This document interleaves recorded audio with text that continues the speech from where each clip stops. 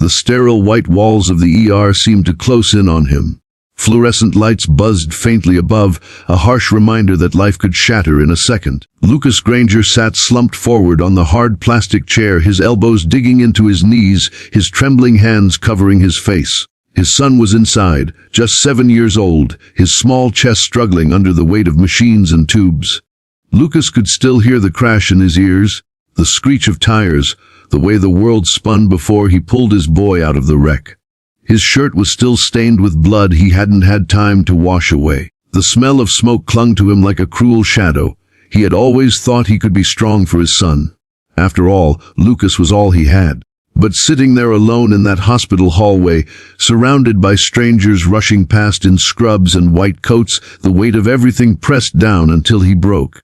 His shoulders shook violently, his tears staining the calloused hands that had worked construction jobs day and night just to keep food on the table. He had promised his boy Evan that no matter how hard life got, Dad would always make it better. But now Lucas felt powerless, crushed beneath the kind of fear that only a parent in crisis can understand. Before we go deeper into this story, if you believe in kindness, in the power of second chances, and in the strength of compassion between strangers, please take a moment to like this video, share it with someone who needs hope, comment your thoughts, and subscribe to our channel Kindness Journal. Together, we can spread stories that heal. Lucas leaned back against the wall, staring blankly at the ceiling, wishing someone, anyone, would sit beside him. But the waiting room was a blur of strangers consumed with their own emergencies. No familiar faces, no hand to hold. He was utterly invisible, a father swallowed by silence and grief. Then footsteps slowed. A presence lingered. Lucas wiped his eyes quickly, embarrassed to be caught in such a vulnerable state. He turned his head slightly and saw her, a woman poised yet gentle, lowering herself into the chair beside him. She was dressed in an elegant navy coat, her dark hair pulled neatly into a bun streaked with silver strands that caught the harsh lights. She didn't look like someone who belonged in the chaos of an ER waiting room. There was something otherworldly about her calmness, like she had come from a different world entirely. But what struck Lucas most wasn't her appearance. It was her eyes. They weren't curious or pitying. They were understanding. Like she knew exactly what it felt like to sit there broken. For a long moment, she said nothing. She simply sat beside him, her presence quiet but steady, anchoring him in a storm he thought he would drown in. Lucas tried to look away, ashamed of his tears, but then her voice broke through the heavy silence. "You don't have to carry this alone," she said softly. Just 7 words, yet they cracked open the dam in Lucas's heart. It startled him, because they were exactly the words he hadn't realized he needed. For months, for years even, he had carried everything on his shoulders: parenthood, bills, long shifts, endless exhaustion. His life had been a grind of survival, and loneliness had been his constant companion. But now here was this stranger telling him that maybe, just maybe, he wasn't meant to endure it all without help. Lucas exhaled sharply, a sob escaping despite his effort to hold it back. He shook his head, muttering that he couldn't afford for anything to happen to his boy, that Evan was all he had left in this world.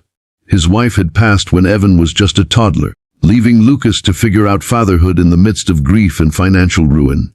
He confessed, his words spilling in broken pieces, that he was terrified of losing the one person who gave his life meaning. The woman listened without interruption. Her eyes didn't flicker with discomfort the way most strangers would. Instead, she nodded gently, tears glistening in her own eyes. And then she shared something that made Lucas freeze. "I know," she whispered. "I lost my son in a hospital like this. Different illness, different time. But the sound of machines and the smell of antiseptic, it never leaves you. My husband was alive then, but when he passed 2 years ago, the loneliness nearly swallowed me whole." Her words hung in the sterile air, heavy and raw. Lucas blinked at her, realizing he wasn't the only broken soul in that room. This wasn't just a polished woman from a privileged world. This was someone who had walked through fire, someone whose pain mirrored his own. Her name, he learned, was Marietta Vale. A widow, yes, but more than that, she was someone whose life had been built on wealth, business empires, foundations, and philanthropy. She was a billionaire in title, but in that hospital corridor, none of that mattered. She wasn't sitting beside him as a figure of power or status. She was sitting as a mother who had known loss, as a human being who saw another drowning in grief. Hours stretched like years. Doctors came and went with updates that only made Lucas's stomach twist harder. Evan was stable but critical, his body fighting hard against internal injuries. Lucas broke again and again, but every time he felt himself slipping, Marietta was there, quietly steady, reminding him to breathe.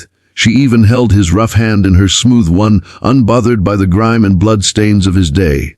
By daylight, when the gray sky outside began to brighten, Lucas realized something had shifted. He wasn't sitting alone anymore. And sometimes, that was the difference between despair and survival. Days passed and Lucas stayed by Evan's bedside, refusing to leave. He talked to his son even when Evan was unconscious, telling him stories about their little apartment, the silly jokes they shared, the basketball hoop they had nailed above the garage door. Lucas prayed aloud, begged for strength. And every day Marietta returned. She brought coffee for him, real meals instead of vending machine snacks, and blankets when the nights grew cold. She told Evan stories too, whispering about gardens and travel, about a world waiting for him to wake up and explore. At first Lucas resisted the help. Pride clawed at him, making him feel unworthy of such kindness. He was a construction worker drowning in overdue rent. She was a billionaire widow whose world couldn't be further from his. But Marietta's kindness was not about money.